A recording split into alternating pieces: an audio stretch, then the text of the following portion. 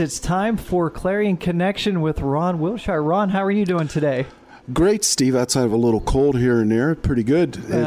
It's glad the spring's here. Well, that's one of the things that happens. Is I've noticed the springtime warmer weather, cold season is now coming upon us. So. Well, now that spring is here, you know what? Some people's fancy turns toward panning for gold. Ah. And we have Tim Schreckengost here today from New Bethlehem. Morning, Tim. Morning, Ron. How are you? Good, good. I talked with you a while ago about your kind of hobby sideline business panning for gold, and people would be surprised that you pan for gold even around here. Oh, yeah. There's tons of gold in Pennsylvania. It's very fine, but there is gold. You just have to hunt for it. That's the big thing. How did you get started in panning for gold? I guess it all started about 40 whatever years ago. Okay, 50 years. It's radio. You can get away with it. And I grew up about 45 minutes from Sutter's Mill in California. And with the gold everywhere, and everywhere we went, that's all you seen was old mining equipment. And I had my little pan, and I was always panning as a child. And I guess it just, the fever stuck. And I just kept doing it, anywhere I went. If they had gold, I would pan. Do you want to explain the mechanics of that? You just put the pan in the stream and... Yeah, you have to, what you have to really look for is find a place like here in Pennsylvania that has quartz. If you find quartz in a stream, it may have gold. Because quartz is not indigenous to Pennsylvania. It's all came from Canada. It was been brought down by the glaciers. So when you find a place, you find a big rock or something, and you dig behind it. You put the dirt in the pan, and you just start working it. And what you have to do is slowly, just real slowly, work it up, because you want the gold to sink to the bottom of the pan. And you let the water help you, and it's not an easy process, and it takes you a while. But when you're done, hopefully you'll find them pretty little color in the bottom of the pan. When you were growing up, your father was in the military? Yeah, he was stationed in outside of Sacramento, and he was in for 31 years. And so that gave us a little time to move around the country and, see a little bit. Where else have you panned for gold? I've done it in Wyoming, Colorado, Arizona. I've done it in New Mexico, California. I've done it all over. I did it a little bit in Ohio. Never found anything, but they say there's good gold in Ohio. After California, where did you go? Well, we went to North Dakota, and I guess I kind of lost that bug because I started metal detecting up there. In 1972, I got my first metal detector.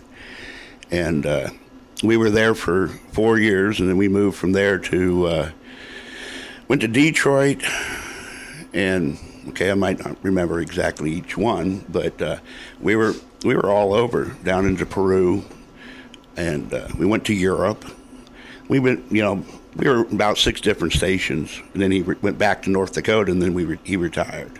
So you're an international gold miner. Yeah. Yeah, wherever I went, I tried to find something. Of course, I was pretty young in Peru and Europe and that, but the rest of the time was whenever I could get out, I tried to do something, whether metal detecting and I've done pretty good.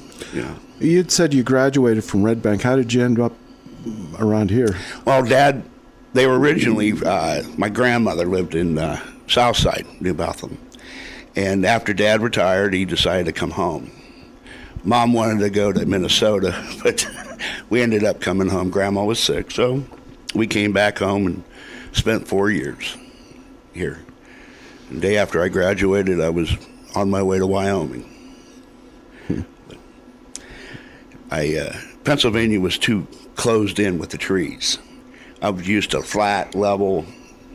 I like that kind of stuff, But eventually you headed back home. Yeah, it seems like I got out. I went to school. I came back, and stayed a while, then left again, went back out. My brother lived in Laramie, Wyoming. This is why I went back there.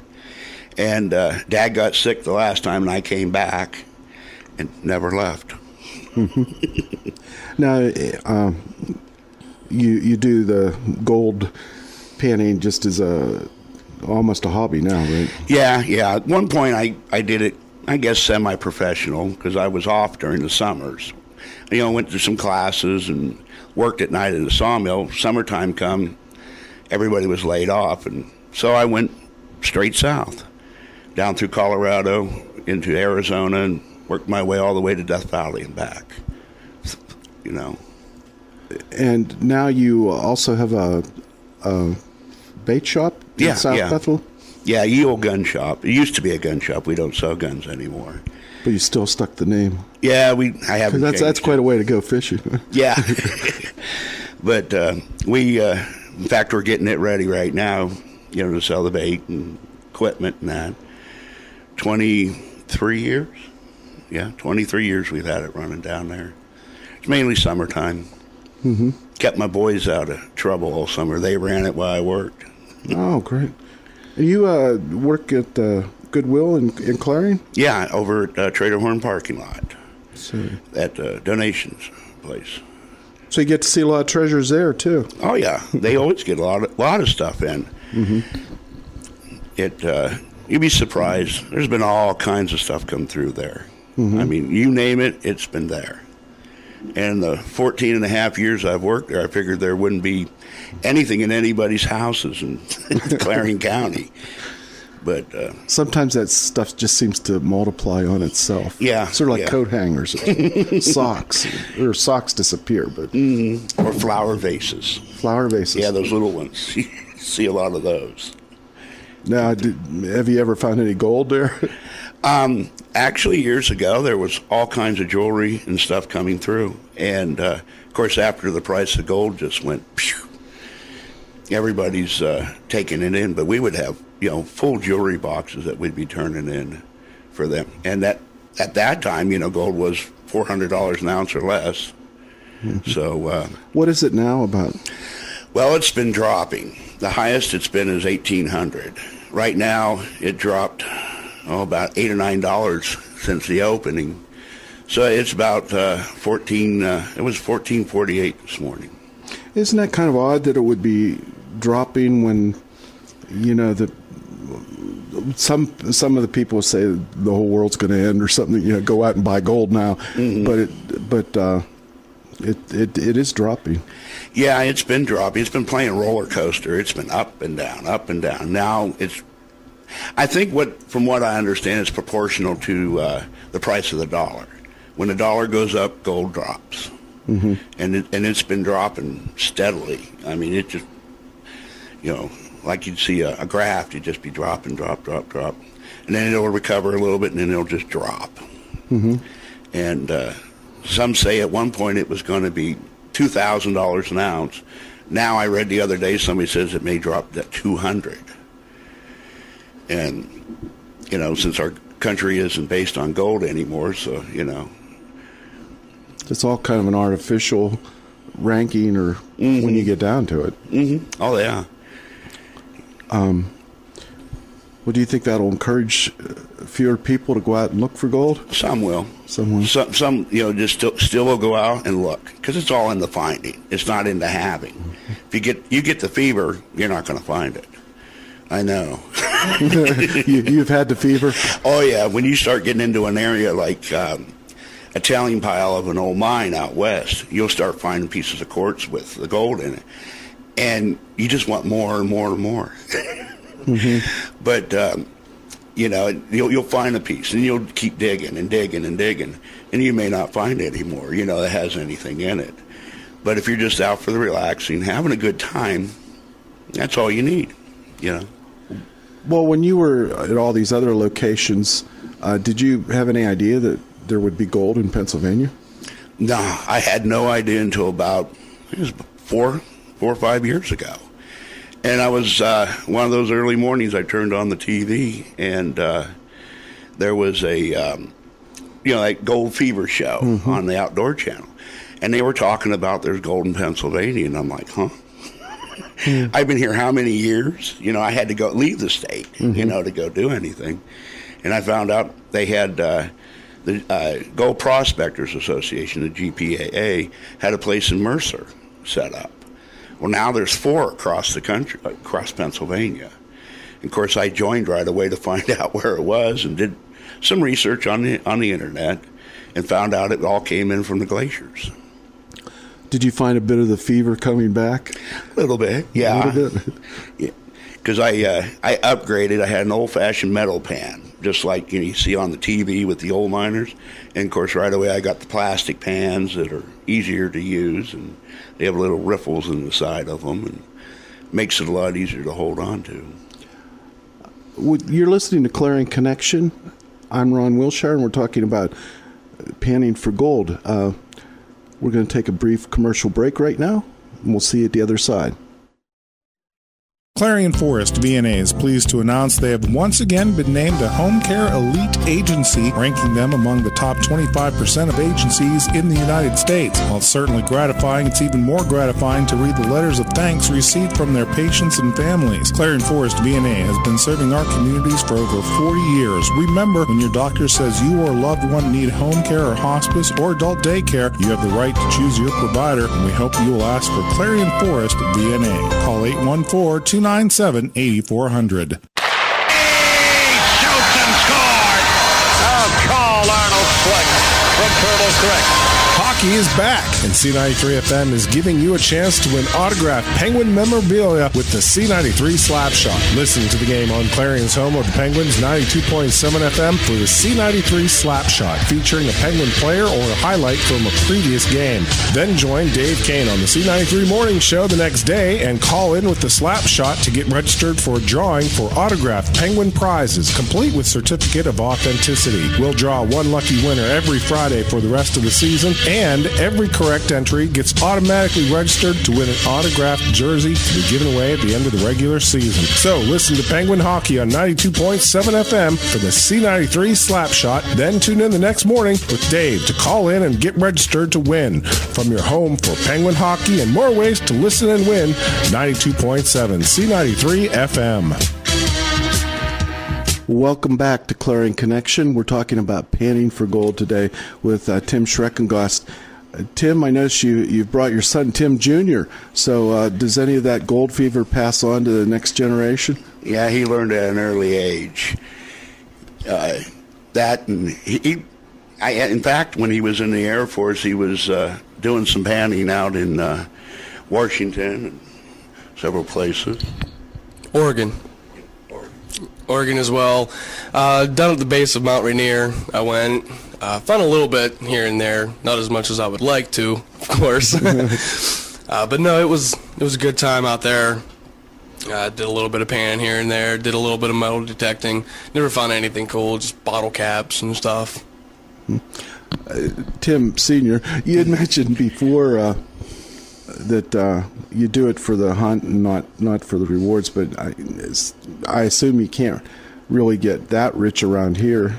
No, you're not going to get really rich. I mean, you would to try to get rich, you would have to start at 5 o'clock in the morning and go to 11 o'clock at night, and you might make yourself a few bucks a day. Out west, you can make wages real quick, $80 a day or more. In a few hours, you get in a good spot because you have this here is so fine. It's like flour. It is so fine, you just, you have to work it to get it out.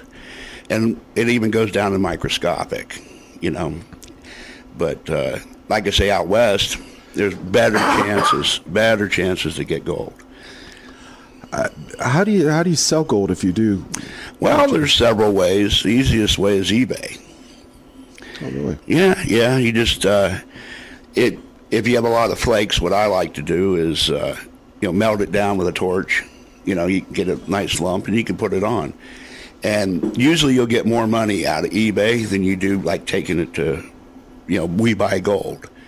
The reason is people get into those nice little bidding wars, and it'll drive the price up a little higher. So if you have yourself 20 grams of gold, which is you might as well say a few rings and a piece of jewelry, where you might get $200 around here, eBay you can get as high as $500, just because of people buying all over, speculators and stuff like that. You had mentioned earlier that you have a bait shop in South Bethlehem. Mm-hmm. Any tie-in between panning for gold and fishing? Oh yeah. We went up north here, Sugar Creek, and that, which is a trout stream, and we've actually you can see the difference in the streams there because the rocks are round, and that's where one of the last of the glaciers left off. And I've actually panned for gold and fish. We fish a while, get tired of the fishing, we'd pan and we go back and forth, which makes a really nice day. Mm-hmm. When you're out. I take the boys a lot, and my girlfriend Jeannie Bowser and I, we'll go out a lot of times together. But yeah, we have a lot of fun when it goes, and that's what it is. It's family time. You're out in the fresh air, having a great time. Like I say, if I find some gold, great. If I don't, oh well. I know you need a license to go fishing. Do you need a license to pan for gold? Well, actually, you don't. What you if you're using something that runs by a motor, like a power washer or a power anything that works with power, you get a permit from the state. It's $50 a year. Anything else, just running a straight sluice, through the water or a pan, you don't have to, but you have to watch where you go. You always get permission. On somebody's land that you're going to go in, always get permission. You can go to the state parks and pan. It's perfectly legal. It's on their website. But like Allegheny National Forest, don't get caught with a pan. I've heard of several people that were panning up there, and well, the fines are pretty good. You're not allowed to metal detect, because anything over 50 years old is considered an artifact. So that penny in your pocket can be an artifact. If it's over, you only get a 1959 penny, well, that's an artifact. They don't want any holes dug on the federal lands. Now, out west, there's a lot opened up that you can go panning, you can have fun. But unfortunately, around here you can't. And you also want to stay away from Game Commission lands. The only thing you're allowed to take off of it is game and 2 types of berries. You can't take a leaf, you can't take a stick. They just want it set normal, the way the woods are preferred. Well, the Game Commission owns quite a bit of land, doesn't it? A whole way up through the Clarion Valley. On both sides is pretty much Game Commission land. And anywhere you go, anything that says game lands, you stay off of with that, if you're going to be panning. Some of my friends that fish talk about a fish finder, some type of electronic device you can use to locate where fish might be. Mm-hmm. Anything like that for gold? Actually, they say there's a long-range finder. And there's several kinds. One that's a handheld and has little antenna sticks off of it with a meter. Well, they would take and point it, and it would tell you where the gold is for up to miles away. And there's other ones that they use cables and all this, in a box. And pretty much it's like 2 clothes hangers that you walk across the grass and they close, when you walk over a pipe. Pretty much that's what it is. But most of those, when they open them up, they find out there's an AM radio in it, an old one. That's it, an AM radio. And they're for $1,400 plus. Some of them go into the $3,000 range. They're an AM radio. One of the biggest scams there is out there. Mm-hmm. But so there really is no easy way to pan for gold. No, there's no easy way. You just have to, get out and try to find it. That's the thing. Like I say, you find quartz in a stream, 9 times out of 10, there's something there. Do you remember your biggest find ever? Out west, I found a 1-ounce nugget, and it had no quartz on it. It was a pure nugget, and it was really nice. I had it for quite a while until I lost it. But you lost it? In moving. It may turn up at my house. You were moving quite a bit there. Yeah, and then when I was young, moving around there, out of high school, yeah, I lost it. But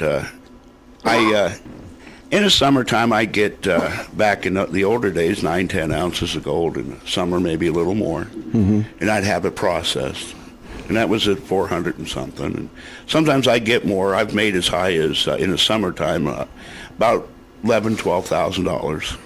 You know, semi-precious stones and stuff I find. And I'd sell everything I can to tourist traps, and they'll buy anything out there. You know. Do you sell any types of touristy stuff at your bait shop? I sell anything at my bait shop anymore. If anybody has any recommendations, be sure they contact. Yeah. Clarion Contact.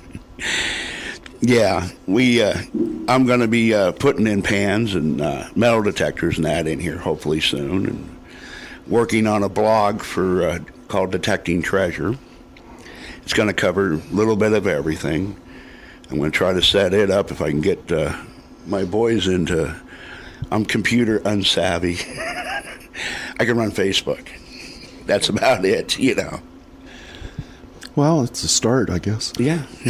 It's sort of addictive, too. Oh, yeah. Get on there, Treasure Madness or one of the other games, and you can't get off. Oh, yeah, you get sucked into one of those games. You're the one who's spending money then. Yeah. Well, I don't do it for money. I've always avoided those games and that, but I know some people, you can actually buy stuff in there, and, you know. The coiners, they go out and buy all the coins and stuff they need. Yeah, I won't spend the money. I'm cheap. Well, it's, you know, it ties in with the doing it more for the relaxation and just for the fun of doing it. So, oh, yeah. And a lot of people miss that nowadays. Any advice for people that, you know, if they're listening to this and say, hey, this might be a good idea, what they should do? Yeah, if they want to learn, the first thing they do is you can go on YouTube. There's all kinds of videos on how to pan. I learned the best way for me, what I learned is just got dirt. I've got real small fishing weights, you know, like little split shots, dropped them on top, and I started panning in water. Used a dish basin, whatever. And at the end, if you put in 5, those 5 ought to be in the bottom of the pan. And that's how you learn, because that's about the same weight as gold, so it's going to drop to the bottom. And they, once they get the panning down, because the first time they go out, they're not going to find anything. It's always, you know, if you do, great, you know, but most of the time you don't. It takes a while until you learn how to run the pan and that. But like I say, YouTube has a lot of, then through GPAA, you know, Gold Prospectors, you can buy it, you can get a pan, you can go on eBay and buy your pan if you want, you know. Well, once you get your kids, or Tim here, Tim Jr., Tim 2, maybe you could get them to videotape some of your stuff. Yeah, that's a good idea. That's a good idea. It's very easy to do. Mm-hmm. Yeah, they all have the phones that have the cameras and all the stuff on it. They can they can set you up and that. See, yeah, little instructional video I could get up. That'd be a good idea. Yeah, maybe what the Gold Fever TV show would pick you up too, or something. Yeah, that'd be fun. I bet, but you'd make a great reality show having a fish shop. It's called the Gun Shop. Yeah. And at one time looking for gold. Yeah, and one time we sold tropical fish in it. We sold a little bit of everything in our gun shop, you know. Yeah. Well, that's kind of neat to have these little stores that sell a little bit of everything. Mm-hmm. We were going to make it into a big hobby shop, and well, never got that far. Just ended up selling bait, and I'm going to, like I say, I'm going to expand it a little bit here. Try to bring in some pans and that. And, you know, is it seriously though? Is it, if it wasn't for your shop, is it hard to buy equipment for panning for gold? Well, like I say, you can go on eBay, and there are several other companies that are out there that you can find on the internet. You know, there's, you know, Calico metal detectors. They carry all the stuff. I like eBay. You can pick up just about anything you want. You know, tools of the trades, and there's a lot of websites that'll tell you what you need. That's where, you know, you just go through and start digging. Okay. Do you have like a bucket list of things you want to get accomplished with mining for gold, or? Well, I think I've done most of it. Now it's just, you know, relaxing. I'd like to go back out west. Take the girlfriend and go and show her the Rockies and that, and then go back and do some mining and see if I can come up with anything anyhow after all these years. Well, let us know. We'll have you back on. Yeah. If it's printable, we can. Yeah, that's true. But what are some of the other, times in your life when you've been prospecting for gold that stand out? Going, the old ghost towns. Mm-hmm. I always found out where they were, and if they were, with the gold, I always checked the tailing piles of the old mines around there and the streams and that. I remember sleeping on top of the bar in the saloon. Didn't want to sleep on the floor because of the mice and pack rats, but that's always good to avoid the mice and pack rats. But messing around those old ghost towns, most of them are probably gone now, falling, and still some out there. But those were always interesting. Did you run into any ghosts? Not that I've seen. Yeah, I haven't seen any yet. But I imagine it may have been there. I don't know. Did you ever run into the law when you're, prospecting or? Myself, no. I've been, pretty fortunate.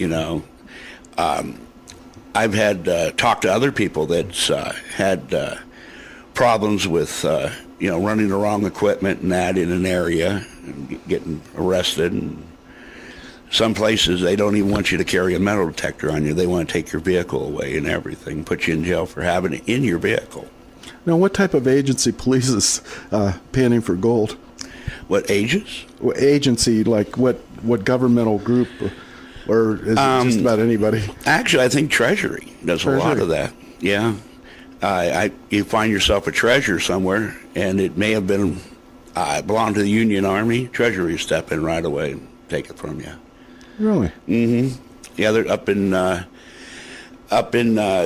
around Kane, there's some people that think they found some lost treasure that was belonged to the Union Army, and it disappeared up there. And Treasury wants it, so does the state. They want it. It's pretty interesting. Mm-hmm.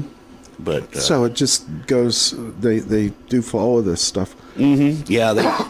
If you find something that's they think it belongs to the government, then the Treasury steps in. And the Forestry Commission, you have that, In certain areas out west, you can do it on there. Well, they kind of regulate it, California has their own, gold company now that goes out and makes sure you don't dredge and stuff like that on their lands anymore. Well, it'd be kind of interesting with all the sequester cutbacks that are being planned in government if they're still going to have people that look for gold panners. Yeah, we're hoping not. Yeah, that's the plan, huh? Mm-hmm. So there's always hope there. So it's kind of been a lifelong companion to you. Yeah. Like I said, there was so much time here in Pennsylvania that I had no idea there was anything here. But now, I just ran my metal detector. That was it. But now I got now I can run out and run the pan. Run the pan. Yeah. So there's still always something to look for. Always. Never know. You might even find a diamond. A diamond. Well, they've been found all the way around Pennsylvania, but never been found in them. They were brought in from the glaciers. Oh, they were. Mm-hmm. Okay. Yeah. All the way around, all the states around, they found diamonds, and none's been found in Pennsylvania. I guess that's a little bucket list I can. You find a diamond, yeah. Mm-hmm. Oh yeah. Yeah. So you'd be sifting through it, and then it's heavy like gold too. It'll go to the bottom of the pan, and you never know. You might be able to, find one laying in there. I haven't yet, but there's always that that little chance. Hope springs eternal. There you go. Yeah. Well, thanks for joining us today on Clarion Connection, Tim. Too. Thank you for joining us too. It's been my pleasure. Please join us next week for Clarion Connection.